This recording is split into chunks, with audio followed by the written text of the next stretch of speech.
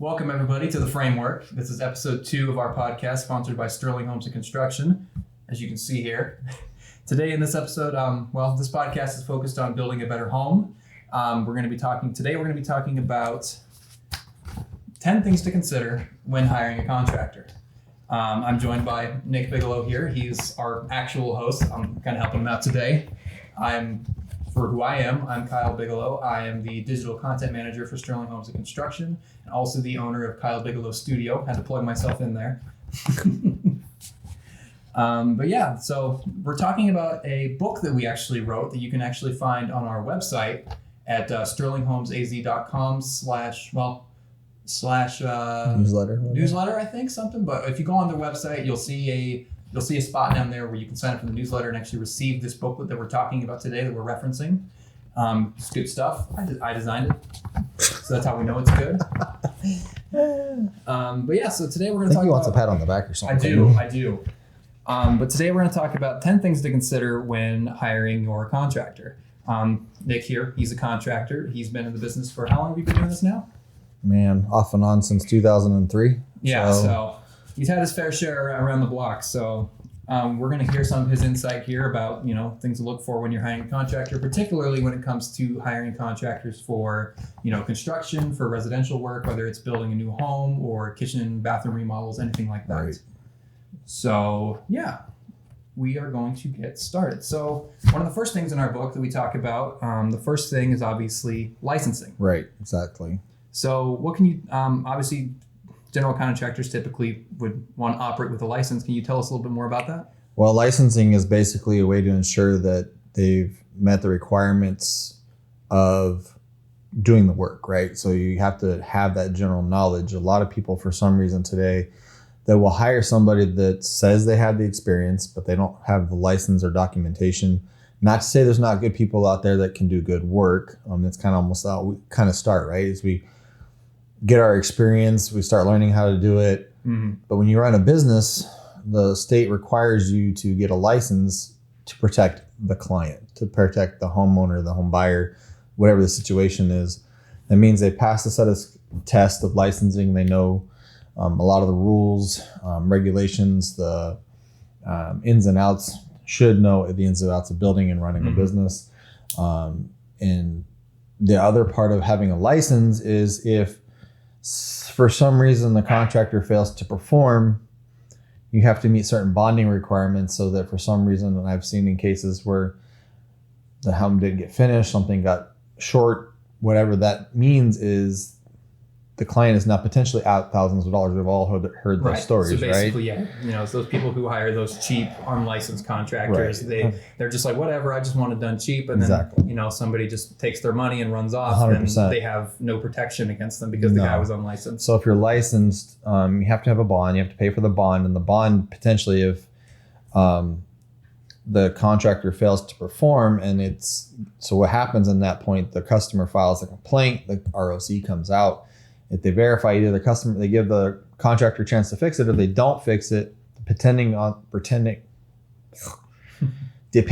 situation, that bond is in place to cover the fix, to cover the repairs up to a certain amount.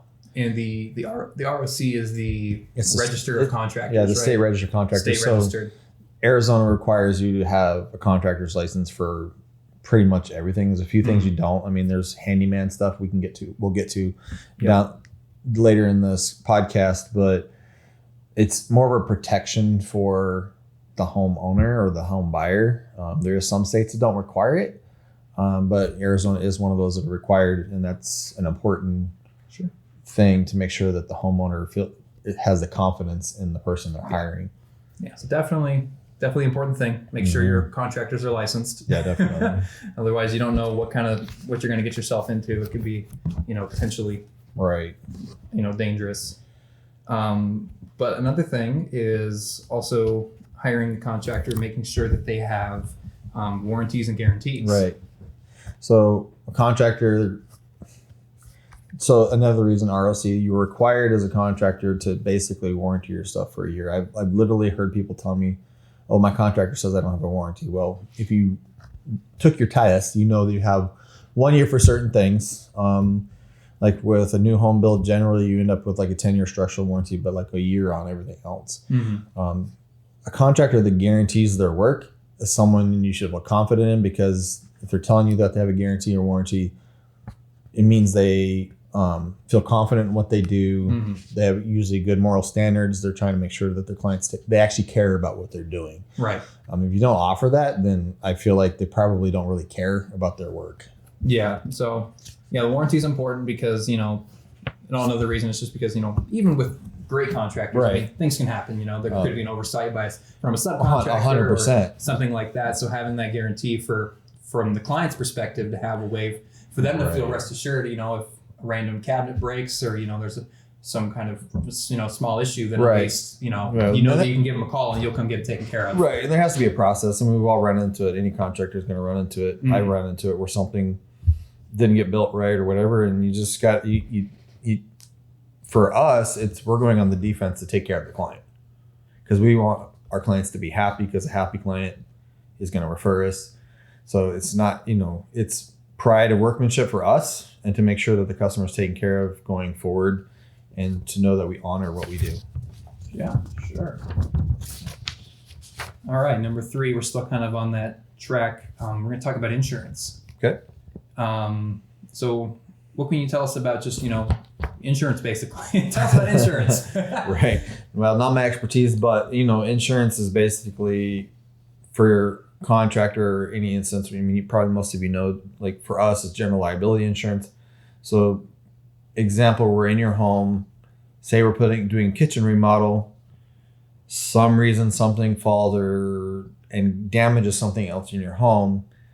Well, depending on the dollar amount, obviously if it's a smaller amount, you're probably not going to pull out a claim as a contractor. You're going to just figure out a way to fix it and to take care of it. But it's basically an assurance to the customer or to potential client that if for some reason something fails or something major happens, that the insurance will come in and step in and cover that cost while it being built. And the same thing, it even comes down to like if somebody gets hurt on the job or some reason the customer gets hurt, the kid's running around and they ran into something, it's kind of a protection. So the insurance covers both the clients that you're working for. And yeah, also, does it also cover like any subcontractors or anything? We hire contractors that have their own insurance. So technically, if it was on them, it's a kind of a layer, right? So the general contractor is the main, but if for some reason, obviously, our subcontractor's insurance if your roofer falls off a roof, they should have their own licensed roofing insurance protection, but it's basically another layer. Over above our subcontractors. It's basically our liability to make sure that, if the house, somebody gets hurt, something gets damaged for some reason, maybe the cabinet guy drops the cabinet and it goes out the window, breaks the window, well, do we file a claim or do we just, come out of pocket? But, if it's something major, like $100,000, well, not every contractor is going to have $100,000 into the bank account. Well, then we go file a claim to make sure the customer gets taken care of. Yep. Makes perfect sense. All right, number 4. This one should be a pretty obvious one, but hiring a contractor with extensive positive reviews. So obviously, reviews are important. Yeah. I think most people know that. Any small business always tries to have as positive reviews as possible. Right. I mean, if you find a contractor that has even less than like 4 stars, that's already kind of a big red flag. Well, right, and so reviews are obviously important because if a client sees that you did a great enough job, they're going to go out of their way, or even if, obviously we request them. But that obviously builds trust. And then you obviously have people that put the bad reviews just because they want to be a gremlin. People that had the haters. I haven't got any haters so far. But it's bound to happen. There's always those hate reviews and people just making up bad stuff just because something didn't go their way. Right. Obviously that stuff happens. Well, and I've seen them reviews that are not even relevant to the actual. They just not even a previous client. They just want to be a gremlin. But there's a lot of different sources for reviews too. Because we've talked about like on your page on like Facebook that we have like some fake reviews on there. They gave us 5 stars at least, which is nice of them. Fakers had nothing to do with home and construction. They were just trying to advertise their cryptocurrency or whatever. Right? But there's other sources for good reviews too. Things like testimonials, Right. Getting actual reviews from clients that you work with, and more than, especially when those reviews can supply, photos to back them up, or even if actually getting video testimonials. Yeah. We actually have a video testimonial coming up this week Yep, that we'll be filming, which is going to be really exciting. Super happy customer. Yeah. Super excited. It's actually a couple of them one I got to still schedule, but I mean, reviews are important. It just builds integrity. Obviously, the problem sometimes is when you're a newer company, you're not going to necessarily have a ton of reviews. So it's definitely important to ask for them as a contractor. And that's something when you're busy, like I have been growing my business, so I haven't focused on a lot of that. But reviews are important, but they're not necessarily always the end all be all, because if somebody doesn't have reviews, it could also just be because they're new, or lack of reviews could mean they're still new to the business. I've asked for reviews and like, oh yeah, we're going to do a review, we'll do it tonight, and then you just like, how many times are you going to pester them to give you a review? Then you're being obnoxious at that point. It's one of those things where the people are like, I don't know, I don't want to go out of my way to do that, or if they say they will, but it's one of those, it takes time to leave a good review. It's like it takes time to leave a good, thoughtful review, especially if you want to include pictures, or if us as a company want to go out and film videos. I mean, it takes time. But yeah, reviews again they're very important, not necessarily always the end all be all. And another important factor is just the vibes, the way if you're speaking to a contractor, right? I mean, do you trust them? Do they feel like someone that 100%. is going to take care of you?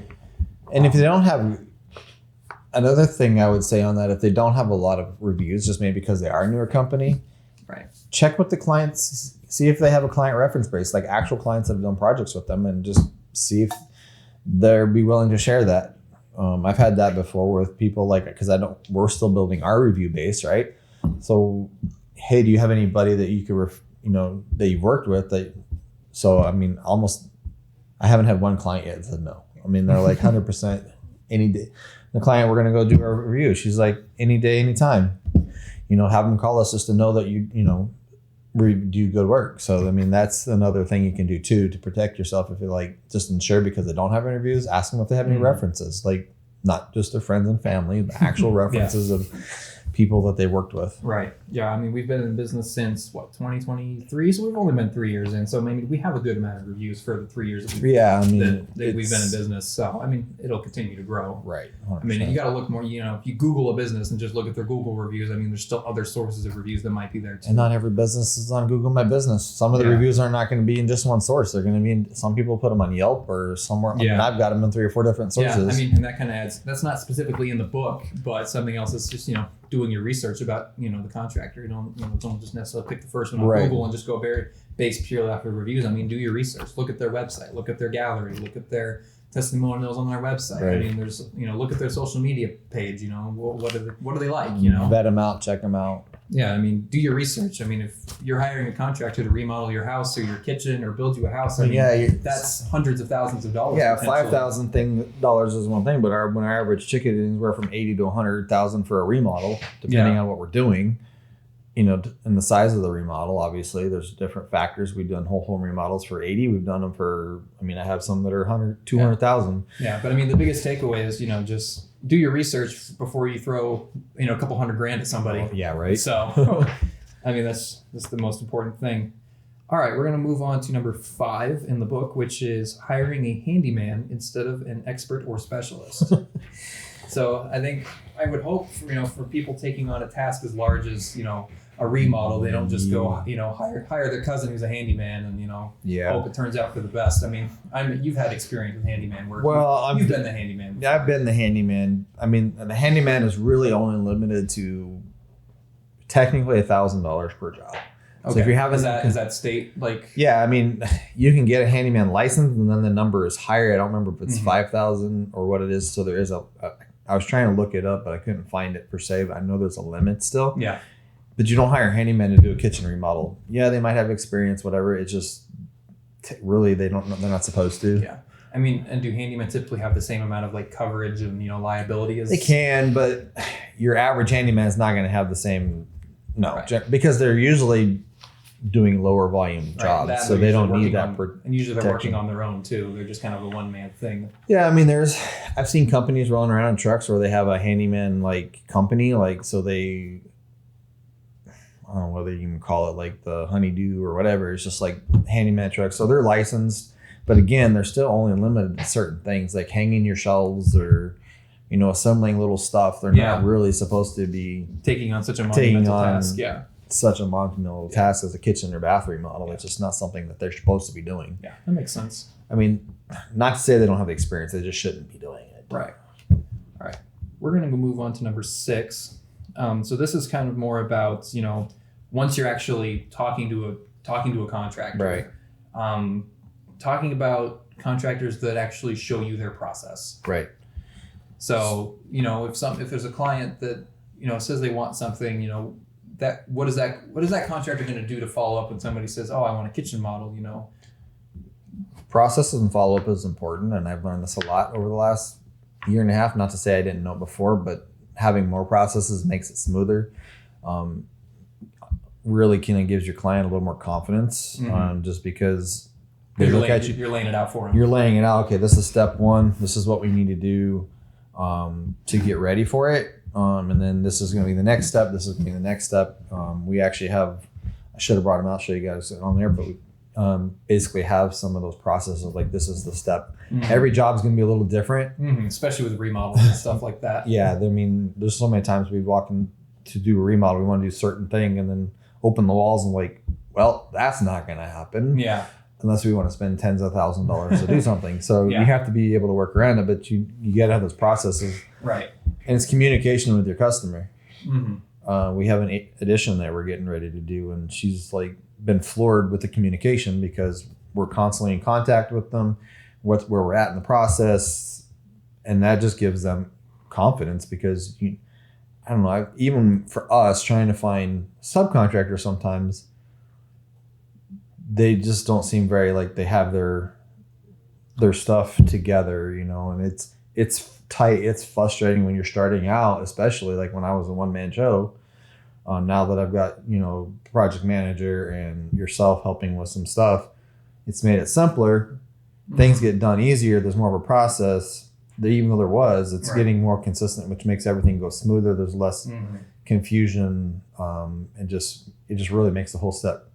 Knowing if I can go to you to give you a presentation of a kitchen, okay, this is where we're going to start. If we need a building permit, well, that's a process, right? We got to get the plans done. We got to get the permits done. Yeah. Once we do that, then we'll start to the next phase, the next phase, the next phase. So at least the customer's informed of the process. Not we'll call you in 2 or 3 weeks on the next. Yeah. But see what the next step is. Overall, having an actual physical process on paper, or however that you can actually show a client, or from the perspective of a client, being able to see that process helps the client understand, okay, this is what I'm actually getting myself into, because sometimes clients might say, oh, I want this. And you show them the process. They're like, whoa, this is a lot more work than I was expecting. I'm sure you've gotten that a lot. We're like, oh, we got to do this and this. Yeah. Yeah. And because then depending on what they want, it's if you don't know the process and you don't educate the homeowner on the process, they might think something is real simple, but it's not. It's more involved. And so then, showing that process, showing that transparency, that helps just, put the client at ease so they know what they're getting themselves into a little bit more ahead of time to be more prepared. All right, let's go to number 7. All right, this is a big one. Maybe a little bit controversial. Controversial. So we're talking about a contractor that will estimate without a deposit and pre-construction agreement. That definitely is controversial because there's so many guys out there, and it's hard to do because it's such a competitive market. Is giving a free estimate. Well, here's your free estimate. It can be between $0 and $10 million. We don't know. Yeah. Because until you have the exact details of what we're doing, step by step, flooring, blah, blah, blah. I've always questioned in my head how guys can walk in and say, oh, it's going to be X. Okay, well, how do you know that? Well, based on experience. Okay, sure. The problem is if you give a rough estimate sometimes, or just an estimate, and then we're going to go by this, 2 things can happen. The contractors either underbid it, and then you're going to get into the process as well. I didn't charge you enough, so I need X. Well, one, have you budgeted for that? Are you planned for that? So it takes a lot of time to go through the details of what we're doing in the process. Right. What is, even a kitchen remodel. Okay, we got to demo the kitchen. Are we moving any plumbing or electrical to make that kitchen design come to life? how much does the cabinets cost, flooring cost? Yeah. That's all going to be based on what the client chooses. Mm-hmm. So to just come in there and just give them a number, right, it can either be way low or it can be stupid high. Yeah. So then the contractor's just taking you to the bank. So we try to do is usually even for a site visit, we'll charge $100 just for our time. It's hard to do in this market sometimes, so it's what we try to accomplish. It's just to really kind of make sure we know you're serious. That Yeah, for sure. And it takes time to put your estimate together hours. Yeah, they say hours, days. Depending on the size of the project. Well, a custom home example, we have one lady that wants to go under contract with us for a custom home. For a custom home, but we can't. I can give her a ballpark number based on what I know average a square foot, but it's a luxury home. That's a lot of details. That's 9,800 square foot. Yeah. And she wants it built for X. And I'm like, to be realistic with you, ma'am, that's not going to, unfortunately, it's not going to happen. But I've been upfront, honest with her, explaining stuff. So she still wants to go forward with this, but she's got to, figure out their financing. But I'm like, I'd love to break this down for you. Yeah. But for that scope of a house, it's going to take me a month, 80 to 160 hours of everybody calling the subs, making sure everything is priced out. It's such a cost for us that we feel like it's in your best interest, even if it's a smaller amount. Like what we do for pre-construction, like for a custom house, is we charge $5,000, and that's your estimate. Work you through, like if you don't have plans or anything like that, we'll help you get your plans created. We walk you through the whole process, and we start building your budget and your costs at that point. So I just feel it's kind of risky if they can just walk in and say, oh, it's going to be 50,000. Is it a true 50,000 or is it plus or minus 20? Are they getting you for an extra 20,000? Right. I walked into a kitchen remodel and the lady's like, oh, it was 60,000 just for the kitchen. And I'm like, looking at the size of the kitchen, I'm like, that's kind of high. We did it for honestly, we did the whole house for not much more than that. So, we still made a decent profit. So I feel like that guy is just going in there, doesn't really want he doesn't want the work. So he priced it really high. So it's just kind of like. But yeah. So, I think the main takeaway is just with, free estimates and stuff, people might be, if you encounter a contractor who's offering, free estimates, it's probably because they could be really desperate for work, which, is fair. It's fair. But also because I've done it. Not to say I've never done it. Yeah. I've done the free estimates. But the time that it takes to, actually give you a complete, accurate estimate, that's time out of your day. That's time out of, everything. Well, and you're not the only person asking. It's time away from your productivity with everything else. So, I'm charging a little bit for that to one, like you said, make sure they're serious, and two, to, at least compensate a little bit to make sure you get the work done and you get it done right. Right. That's just kind of something that I think should be more standard, I think, amongst contractors, which I think typically is. It should be a standard. It's something I think is kind of like one of those changes that are coming. I think it's more of a movement. Free estimates, especially with that scope, it just seems unrealistic to expect. Yeah, I've heard the saying it's the cost of doing business.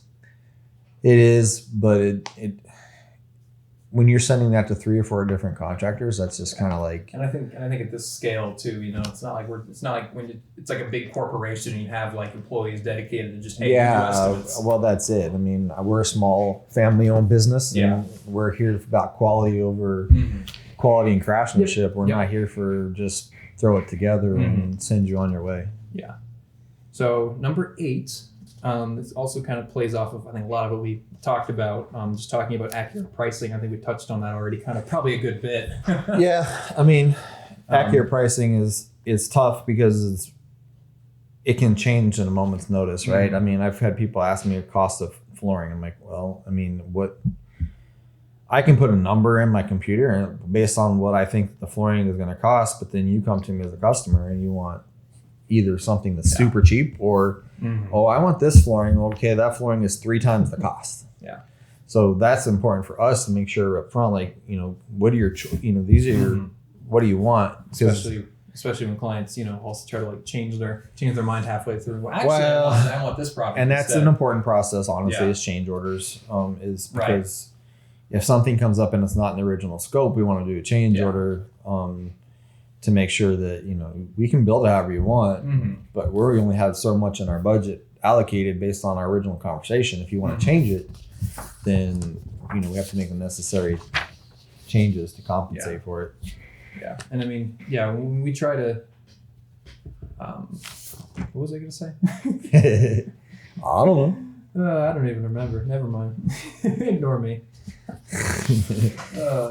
But yeah, accurate pricing is definitely very important. I mean, sometimes, things change. Things are, you might think something's going to cost as much, and then, kind of what we touched on before, where, you're going to bust down a wall and go, oh shit, there's, we have a job right now. We took down the wall and there's plumbing in the wall. Right. And we can't move it. Right. So then those are those unexpected costs. What do we do? So we had to modify stuff. I mean, same job. We had 2 different locations that we've got to put something, and there's plumbing in one and air conditioning lines in another. Yeah. Okay, change order. I mean, there's nothing we can do. You just gotta. Yeah. Otherwise, I mean, you just got to be careful with, there's, some more malicious contractors out there that will give you purposely, low estimates and then just start. Oh, there's 100% that. Yeah. Contractors like, I can do it for, 10 grand. I don't know if you've ever heard the stories of guys have their boat named change order because that's how they pay for the boat. There's all change orders. Yeah, just change order, and they just give you a low price to sign you on, and then just start throwing prices. Well, yeah, I mean the lowest price isn't always the best price because. Yeah, I mean if it sounds too good to be true, then it might be. Hiring a good quality contractor costs.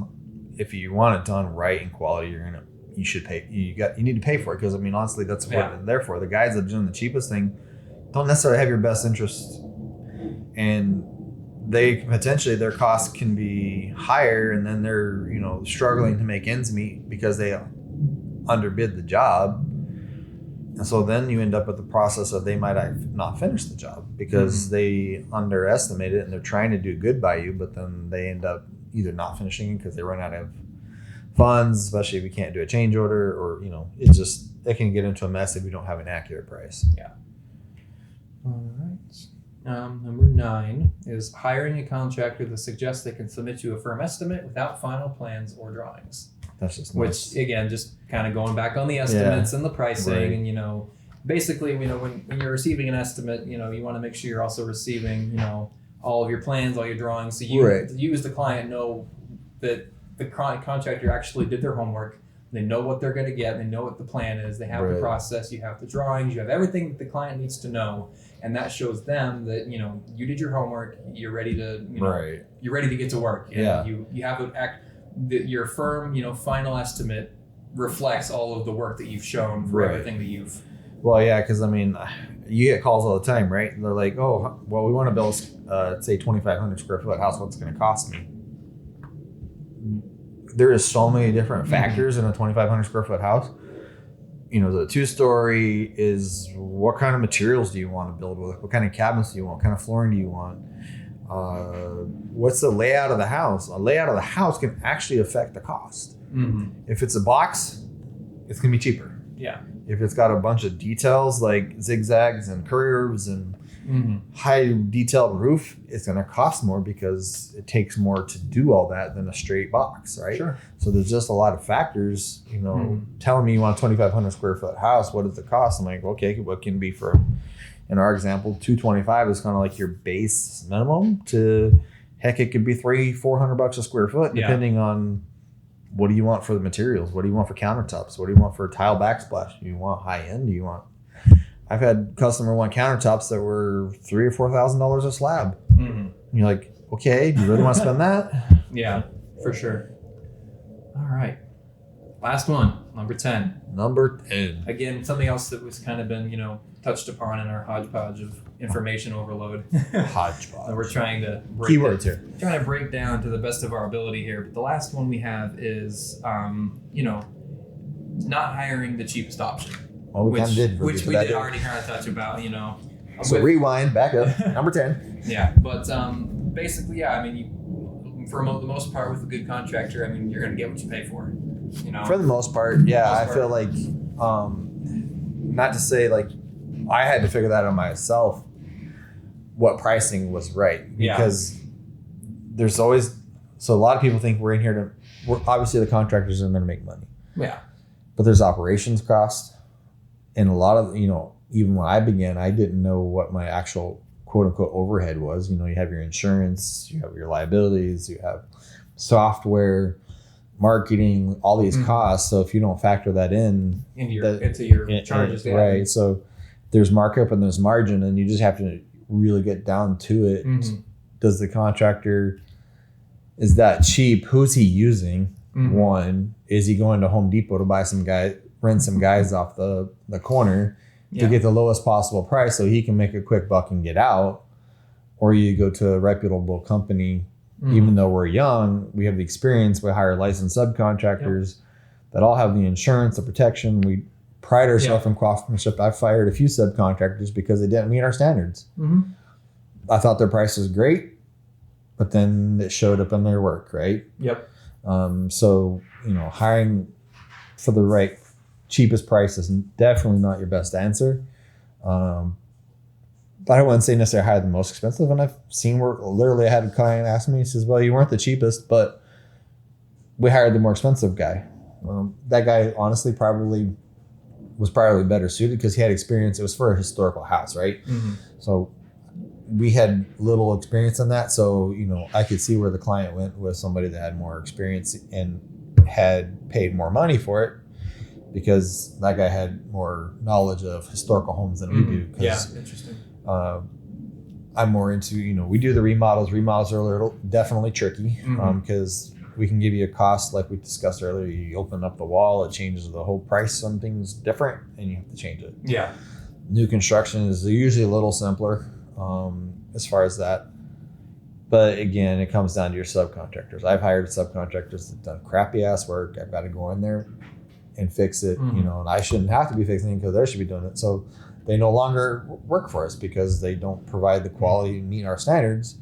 So usually a contractor that's in that middle to higher range is probably has one, they have their processes, they have their teams, which we're still building our team, to be honest. I mean, but it's an important factor in making sure that you don't necessarily hire the cheapest guy because you're probably not going to be happy with the work. I think at the end of the day, I think most of it probably, you know, breaks down to, I mean, the client, you know, just do your research before you hire a contractor. Yeah, for sure. Like I mentioned before, I mean, you know, look at their social media pages, look at their website, look at their reviews, and, you know, all across different platforms, look at their reviews, you know, talk to them, you know, talk to the actual. Have a conversation. Yeah, have the actual conversation too, you know. I mean, usually, you know, when it comes to a good contractor, I mean, this should be it's your contractor trying to educate. Yeah, it should be one that feels like, you know, they're educating you, they're communicative, they're, you know, they're trying to help you, you know, they're excited to work with you. I think, you know, it's when you're reaching out to different contractors, it's just important to, you know, make those decisions based off of which one just, you know, feels the best for you. Right. You know, regardless of price. I mean, price is still a factor, but we had one client before that we worked with that we honestly shouldn't. So we've gotten to the point where we vet our client. We're not just because we think we're going to get along per se. There's sometimes we might not bring on a client, and not to be rude about it or anything, but it's just like if we feel like there's something, if it's just not, you know, there's not the right vibe, or, you know, we had a client that, you know, they wanted us to do a job for $50,000 less than it, you know, basically at cost. And I'm like, I can't do that. And I still worked with them and tried to figure something out. Well, in the end, it was just a constant battle because they wanted to cut prices everywhere, which cuts. So it's just not worth it at that point. It's not worth the battle, and it's not worth your time. But we want the job. Not to say we don't want to work with everybody, but at the same point, you have to make sure that there's a good relationship, right? You know, that everything's going to be cohesive. There's no, you know, we want you to trust us. We want you to feel like you know, and everything's going to go smooth. And that's why it's important to, you know, pick the contractor that's right for you. And I mean, and not every contractor is obligated to pick up every project. I mean, so that makes perfect sense. Yeah. I mean, there's some clients that are out there to just try to get as much as they can for nothing. And then it hurts the contractor. Yeah. All right. Well, there we go. There's top 10. Top 10. Top 10 is done. Top 10 things to avoid or to check things with to your look for with when talking to a contractor. But yeah, if you guys want to read the full book, you guys can find it online at sterlinghomesaz.com. You can sign up for our newsletter and receive the book in your email perfectly for free. You can also check us out at sterlinghomesaz.com. You can listen to other podcast episodes where you're listening to it right now on Spotify and Apple. So there you go. So yeah, if obviously check your contractor out if you want to work with us. Sterling Homes AZ phone number is on there too, 602-717-2683. More than happy to take a look at your project, set something up, and then we'll be ready prepping for the next podcast and what we're going to educate our clients on. Or potential clients, or just if you general knowledge. I mean, even if you're not going to be a client, we're here to educate and give that value, so that you know what to look for. Yeah, exactly. All right. Well, we will see you guys in the next episode. Thank you all for tuning in. Have yourself a good one. See ya.